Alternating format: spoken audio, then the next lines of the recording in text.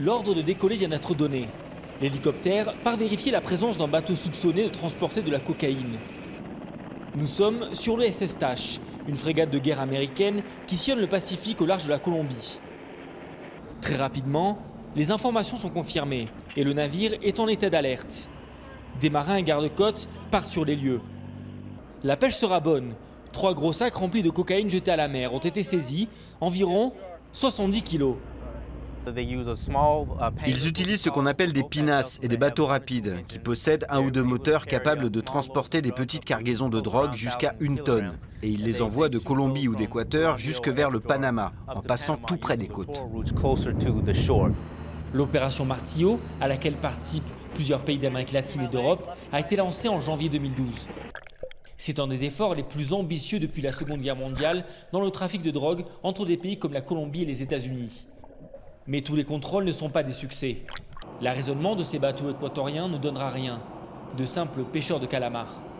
La majorité des bateaux que nous contrôlons sont tout à fait normaux. Ce sont des pêcheurs de tous les jours.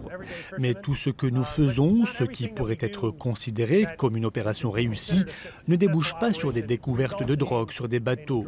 Nous sommes ici aussi pour collecter des renseignements, des noms de bateaux, de personnes. Et tout cela va dans une grande base de données qui sera peut-être utilisée par un autre navire quand il arrêtera quelqu'un. Dans ce jeu du chat et de la souris, les renseignements sont cruciaux pour arrêter des trafiquants dans l'immensité du Pacifique. Mais Washington ne lésine pas sur les moyens. Ces opérations antidrogue ont coûté 5,7 milliards de dollars dans le monde en 2012. L'Amérique centrale a une place stratégique. Elle est devenue depuis 2006 la plaque tournante du trafic de cocaïne entre l'Amérique du Sud et les États-Unis, le principal consommateur de cocaïne au monde. D'après nos études, 80% du transport de la drogue se fait actuellement sur les côtes d'Amérique du Sud et d'Amérique centrale. Nous essayons d'empêcher cela. Nous aidons à réduire le transport par ces voies.